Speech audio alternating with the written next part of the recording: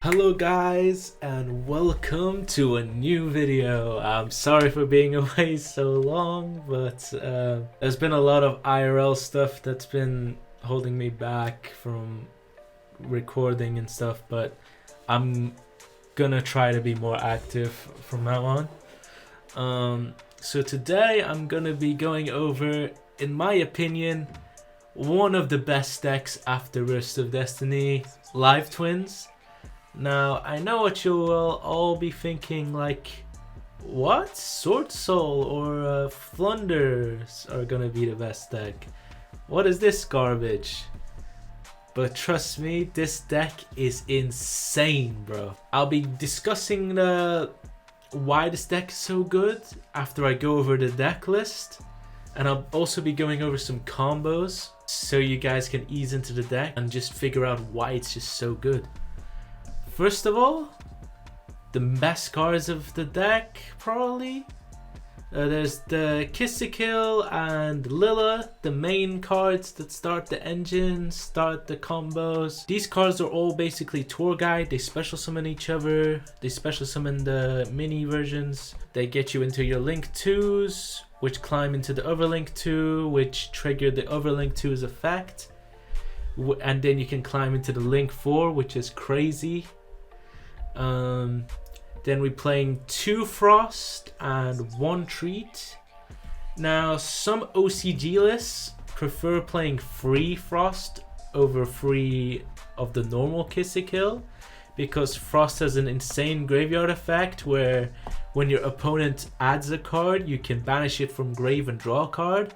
But the reason I like Kill, the original Kill, better is because I would prefer to open that than Frost, because Kill by itself starts the entire combo, whereas Frost by itself does absolutely nothing. Now, don't get me wrong, Frost is an insane card, but it's easily searchable anyway because we're playing cards but like Snitch, Secret Password, Home. You could even be playing Signet Mining, but that card kind of sucks because it's a -1. Whereas these aren't. Well, Home technically is a -1, but it's an E-Telly from deck, and it doesn't negate the effect, so you can just special summon any of the OG ones, and since these also trigger when you special summon them, you can start your combo like that. So Frost and Treat both have the effect where if you control the opposite name, you can just special them from hand. So Kills can special if you have a Lilla, and Lilla can special if you have a Kill. These are cracked because like when they Ash or Veiler your normal summons, you can just special them from hand and you still combo anyway. Now, I know most of you are thinking, why the hell is he playing this brick in his deck? This level 8 is garbage. Why is he playing this? Now, we'll get to that once we get to the extra deck, because there's a very important card that is the reason we're playing this in the deck. Now, Home is the E-Telly. It's insane. You just special from deck. So if they hand trap you out of existence, you just go, alright, anyways, activate Home. Nice hand traps, bro. It's kind of cracked. It's the best extender after like Frost and Treat. Snitch is so good. It adds any live twin monster. So you can add Kill to start your combo, Lilla to start your combo, or you can add the mini ones after you get hand trapped. So good. And it also has this effect where if you control an evil twin, you can just burn your opponent for 200 and gain 200 each time. There's been so many times where this has just burned my opponent so much that they just can't special summon at all. It's insane. Secret Password is also an insane card. It adds any live twin or evil twin spell or trap, which adds Snitch or Home, which basically adds any live twin monster, or specials a monster basically because of Home. It also has the effect if you control both of the monsters, you can add an evil twin. So you can technically search this, but it's not really good to search that. This is kind of a garnet in the deck. Cold Buy, obviously. Hand traps suck. But we have lots of extenders anyway. And you can just stop at a hand trap, because why not? Same with Cross Out. The worst card for this deck is Nib. But Cross Out kind of deals with Nib anyway. And if we have another extender after Nib, we can just make Kissicle and still have a pop set up, which is fine. Talents is insane in these type of decks, as proven by Prank Kids. This is basically got the same theory as Prank Kids. The main engine and just lots of hand traps and interruption cards. Imperm, Ash, Veiler, these cards are standard.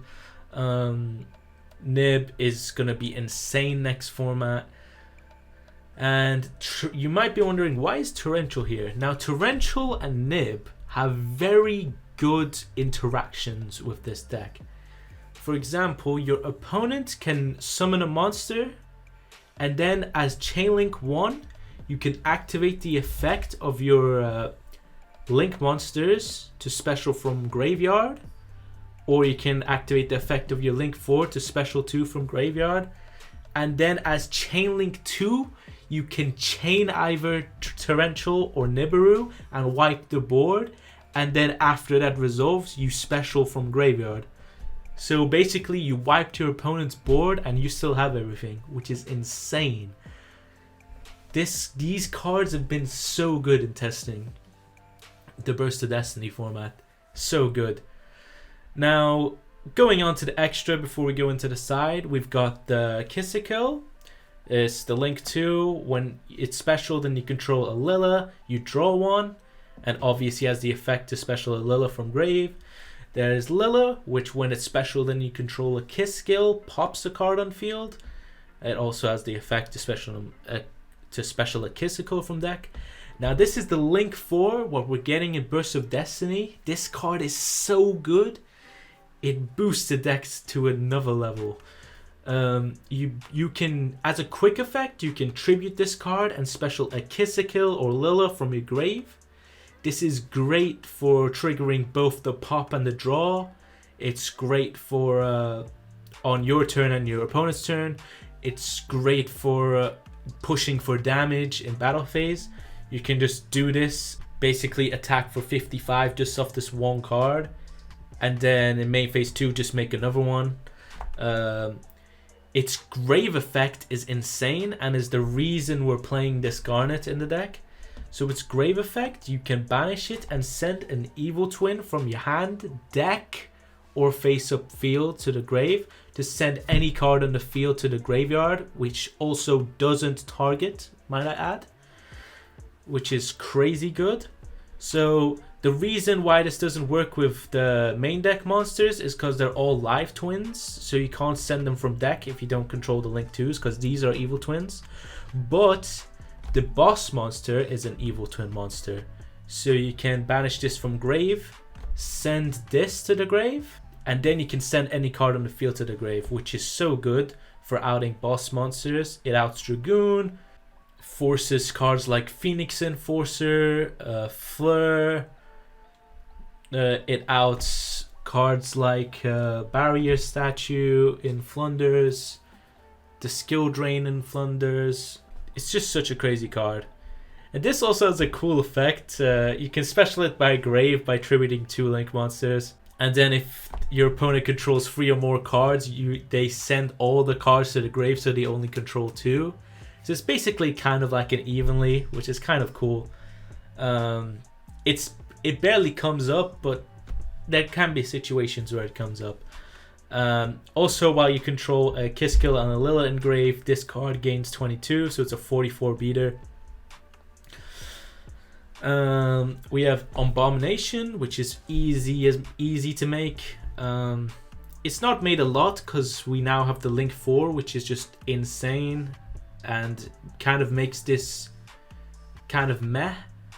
But when your opponent has established like a full board already, this card can be more useful than the Link 4, because you can just start popping cards just cause. Like you pop one every time a card is destroyed. So every time you use Lilla, you get to pop a card. Every time you attack over a monster, you can destroy a card. So that's like 2 pops, and in the end phase you can destroy a card, so 3 pops. So this can potentially just pop 3 cards a turn, which is just cracked. Unicorn is a fiend that outs cards, which is good in this deck. Access code, sometimes to just push for damage when you need to. You don't really make it a lot, but it's obviously insane. You all know how good access code is. Sky Cavalry Centura is the best rank 2 to upgrade into Zeus with. It can't be destroyed by battle, and while it has XYZ material, and then it can just drop Downer and Zeus on top of it, which gives you 2 Zeus sends. But it also has another interesting effect. So at the end of the damage step, if it battles a monster, you can detach an XYZ material and bounce the monster at battle, which is kind of cool. Now moving on to the side deck, I have 3 token collectors for Sword Soul. Now this deck already has an insane Sword Soul matchup, but obviously there can be some 50-50s in the deck, so you need to play some cards to beat the deck, obviously. Kaijus, they're so good next format. But in reality, this should probably be the Wind Kaiju because of the barrier statue. So I'm quickly going to make that change. Because of the wind barrier statue in Flanders. Dark Ruler is so good in like everything. Against like everything next format. Against the Mirror. Against Sword Soul, outs their entire board over the trap, obviously. It negates the whole Flunder board. Negates Dragon Link boards. Negates everything. This card is very underrated for next format. It's going to be insane again. And I'm pretty sure everyone will realize that pretty soon into the format. Lightning Storm will be crazy next format. Like, it wipes the whole Flunder board. It wipes the whole Sword Soul board or forces Fleur, which is the main problem when playing against the deck. So that's fine. It wipes Dragon Link board because with your hand traps you're wanting to stop Dragon Link from making Savage because you don't really care about the rest of their board. So Lightning Storm just destroys their board after that, which is just crazy. Yeah, so Lightning Storm's really good next format. Duster is just insane for back row deck. It's also good for beating the Sword Soul trap, which pops too, which is really powerful. Which is another reason why we're also playing Lightning Storm. We're playing Reboot just for all the rogue trap decks, and also for Sword Soul's trap, because that card's really good. And we're playing one order. Now I know what you're thinking, we're playing a lot of spells, but after turn 1 we use most of our spells anyway. And Imperial Order is just too good not to play after we've already resolved all our spells. So yeah, that's why we're playing that. Now, you must be wondering, why is this deck so good next format? Now, let me tell you. First of all, Sword Soul will be the most, if not one of the most represented decks in next format. And this deck counters that deck so hard. Their best board is like the Fleur Synchro, Xiao, which is a Veiler basically, and the Trap, which pops to by popping a worm they control. The reason this deck is so good is we're playing like 12 hand traps, we're playing talents, we're playing torrentials. It's so good going first against the deck, and also going second is really strong to play against the deck because getting a lot of hand traps really cripples Sword Soul. And also the main engine is just so good against Sword Soul. One pop and a draw to draw into the hand traps is just so good. We get the draw off Frost. We get a draw off Kiss a Kill, which gives us like 2 draws, which draws us into more hand traps, and then we nib at the right time. It's just really crippling for Sword Soul. And in our side deck, obviously, we've got token collectors, which hurt Sword Soul really bad. We've got Kaijus to tribute off the Fleur, which is the main problem. But if they don't have Fleur and they only have Shao, you're winning anyway. And you can drop the Kaiju because why not? Dark Ruler shuts off the entire Sword Soul board except the trap. And if all you have to worry about is the trap, then you can easily break the board. Lightning Storms are insane against Sword Soul as well. It's just so good. You can even play Throw-in Harpies just for the trap. Even Reboot if you really want, but that's a bit overkill in my opinion. Against Flunder, this deck is fine. You play like so many hand traps. Veiler and Imperm shuts off Flunder so bad. If you just Veiler the first monster they summon, they can't continue their plays. Ash is also pretty good against Flunder. And it's funny because Flunder's not really a combo deck, it's a control deck, but Nib actually is kind of good against Flunder because they definitely summon more than 5 monsters. But if they summon a barrier statue before then I guess it doesn't matter, but it's fine. We play lots of side deck cards which hurt Flunder as well. Lightning Storm, because when they normal summon, they can't really normal summon in defense mode, so their entire board's going to be in attack mode. So Lightning Storm just wipes their entire board. Dark Ruler negates their board. You get the gist. Duster and Reboot for any potential bad traps. There's Dragon Link. Obviously, you know all the cards that counter Dragon Link already, but these cards kind of just destroy Dragon Link.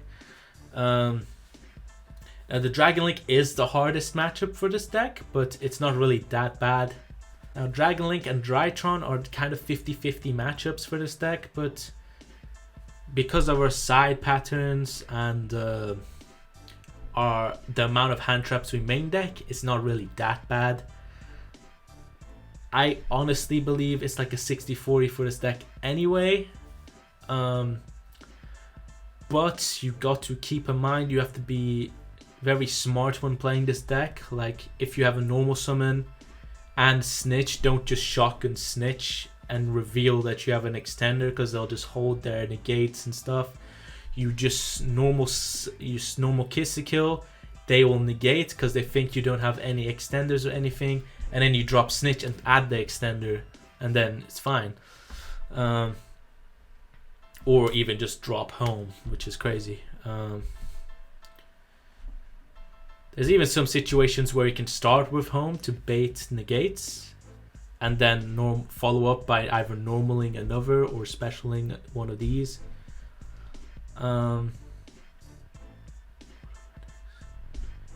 Drytron is annoying, obviously. The turn 1 board is crazy. Game 1, you're hoping to just like shut them down with normal hand traps like Ash, Veiler, and Imperm. Nib maybe if they get greedy and make ultimateness late. But games 2 and 3 we should easily be able to beat Drytron. We can put in 3 Kaijus and 3 Dark Rulers. You don't really care about 1 orange light in hand, to be honest. And if you're like taking Drytron into a grind game, you're not losing. This deck can easily just top an Evil Twin and just win. Top an Evil Twin, win, basically. This deck is so good. This is basically just the new Prank Kids. As you all know, I was obsessed with Prank Kids during these formats. I think Prank Kids will still be good, but with 1 Meow, it really hurts the grind.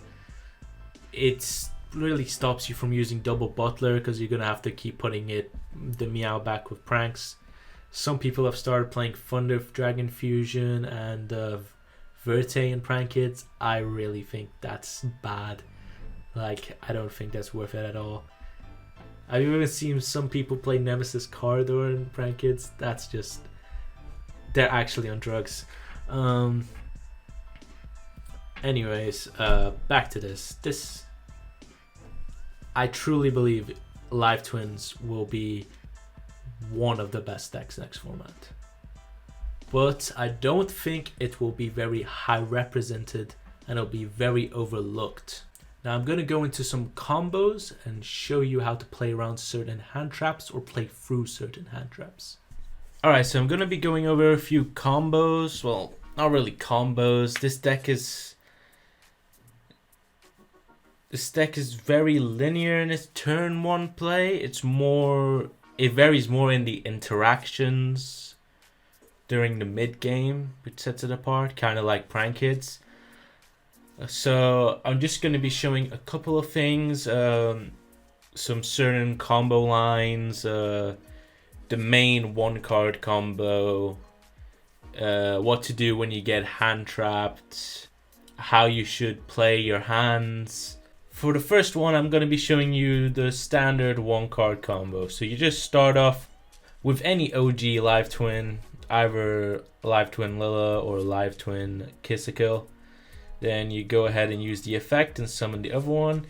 If you start with Lilla, you want to summon a Frost from deck, because Frost has a grave effect where you can banish it from graveyard when your opponent adds a card through a card effect, and it lets you draw a card. Whereas the OG Kissikill doesn't do anything, so it doesn't net you any advantage. The reason you don't want to summon the other Lilla off of the Kissikill is because it does have a grave effect, but the grave effect's not that good. That's why we only play one of it, because we only really want to play it when we get interrupted during our combo anyway. So from here you go ahead and make Kissikill, because it's the one that gets you the draw during turn 1. You don't want to make blue because there's nothing to pop on your opponent's field, so there's no point doing that. Going second, it's fine to make blue because then there will be stuff to pop. So you go red, effect to revive the blue in grave. Then you link them both off for blue. And then you use blue effect to summon the link 2 back. And then you get to draw a card off of the red effect. And then you link both off for the link 4. And that's the combo. Pretty straightforward. So the link 4 is a crazy card. You can tribute it and special both of the link 2s in grave. It doesn't even need to be the link 2s. You can summon the vanillas as well, but there's no point. But it's just for the fact that if your opponent cold buys one of your monsters, you can still special 2, because the reborn effect doesn't target off the link 4, which is kind of nice. This also has a grave effect. When it's in grave, you can banish it and send an evil twin from your hand, deck, or field. So while on your field, you can send one of the link 2s to send the card on the field, and this doesn't target, which is pretty good. But you can also send level 8, like I showed earlier, from deck, which is why we play it. Because it means even when you have like nothing, you can still activate this in grave. A cool thing is that you can activate both these effects in the same turn. So you, for example, going second, you can use this effect to special 2 from grave, and then use the grave effect to send the card on field, and then make another link 4 anyway later, which is pretty good. Yeah, that's the basic 1-card combo. I'll show you another combo in a second. Now here's what you do if your main combo gets interrupted with any hand trap. So when you open your hand, you'll usually have a name and any of the spells, because any of the spells gets you another name. There's home, where you discard one and special from deck, which we play at 3. There's secret password, which searches any of the spells, which goes to 6. And there's 3 cards, Sunnyside Snitch, which adds any of the monsters. So there's 9 spells that get you another monster. And then obviously we play 6 of the normal summons, and we play 3 of the special summons from hand. So it's very unlikely that you'll open unplayable. In fact, I did 100 test hands, and I'll share with you how many bricks there were, how many good hands there were, and how many average hands there were. So basically, you never want to start with a spell and search like the extenders, because then your opponent will never hand trap the normal summon. Because most opponents usually always just hand trap the normal summon for some weird reason. That's never the correct hit. So what you do is you start with the normal summon. If they hand trap you, that's fine. Now we use the spells. In this case, you could password to search Sunny Snitch. And then you use Sunny Snitch to add the Frost. Because we control Lilla, we can special it. If we started with Kiss a Kill, we add the Lilla Treat instead and then special it. So here we special the Frost and then we link both off, and then it's just a normal combo from here into blue revive red, draw 1, make the link 4, and that's that combo. Now I'm gonna move on to what you should do if you get nibbed. Now all you need for the case of if you get nibbed is a home. Well, and we also play Crossout, so we're playing 6 copies of Home because Secret Password searches Home, and then we have 3 Crossout for the nib. So we have 9 ways to deal with nib in the main deck anyways.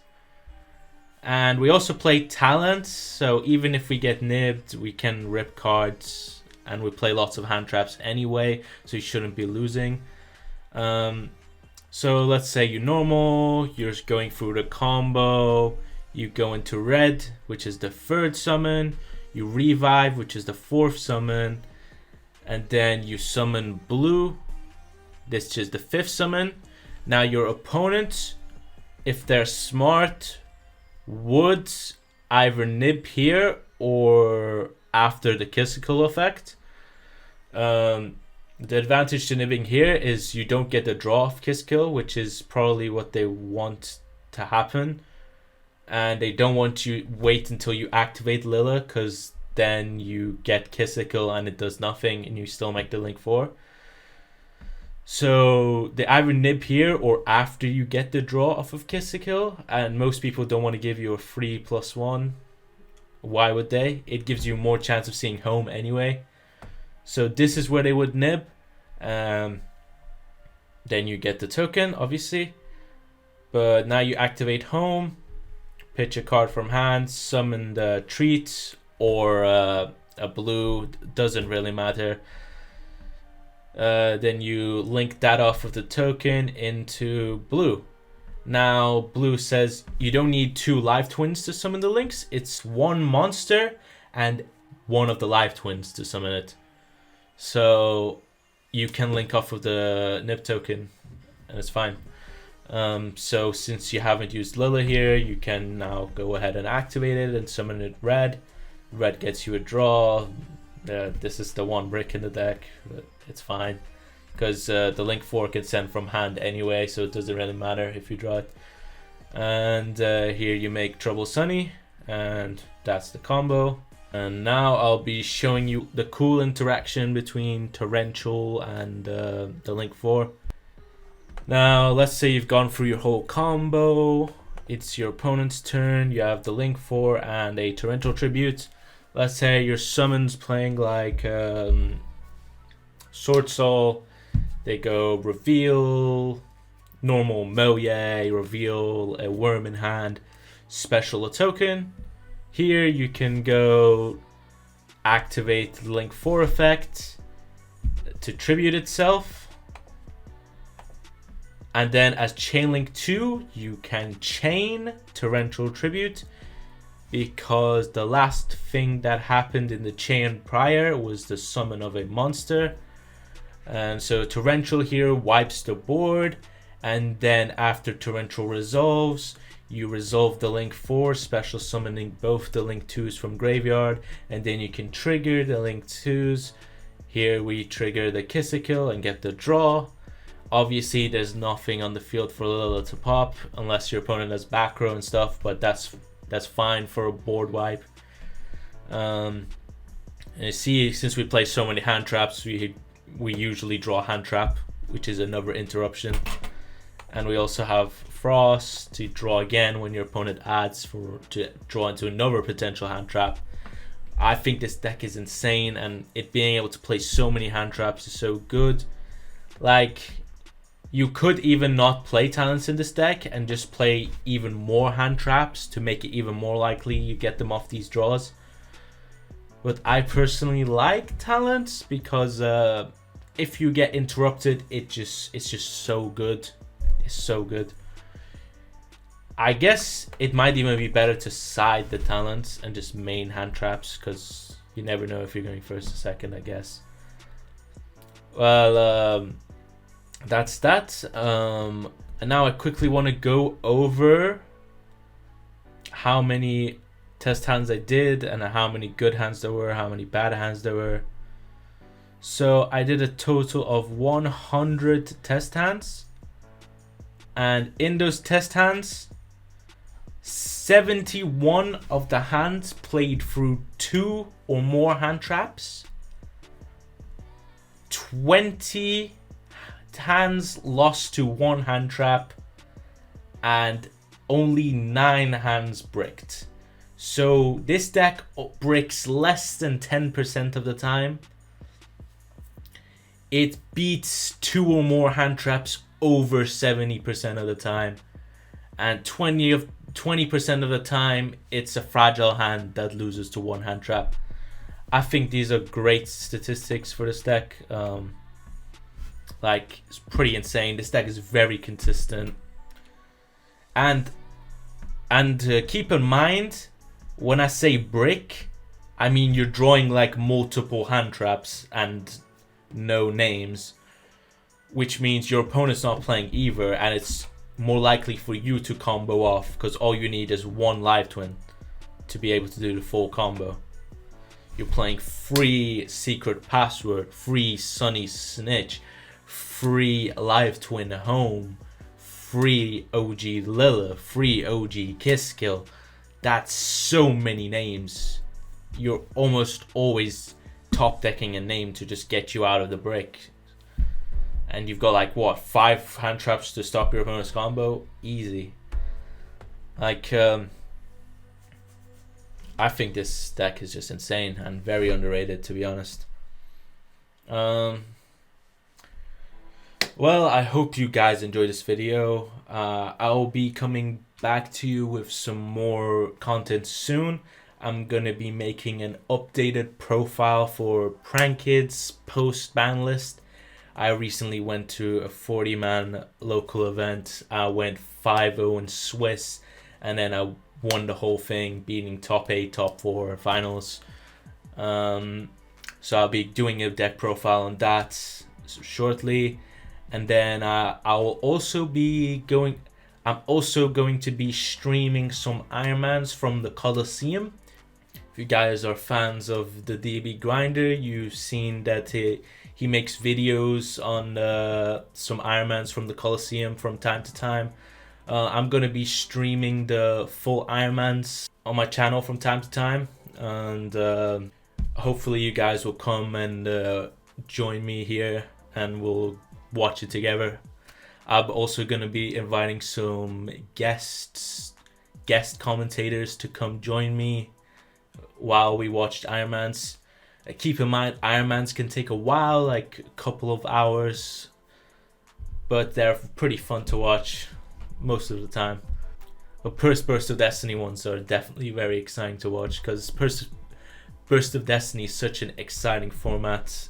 I definitely think it breathes a lot more life into the game. I really cannot wait till the set comes out. And yeah, I think that's it for now. Yes, stay tuned, and I will be back again pretty soon. See you later. I wanna see you in slow motion. Come stay the night, we can stay up till it's bright. In the morning, got the top open.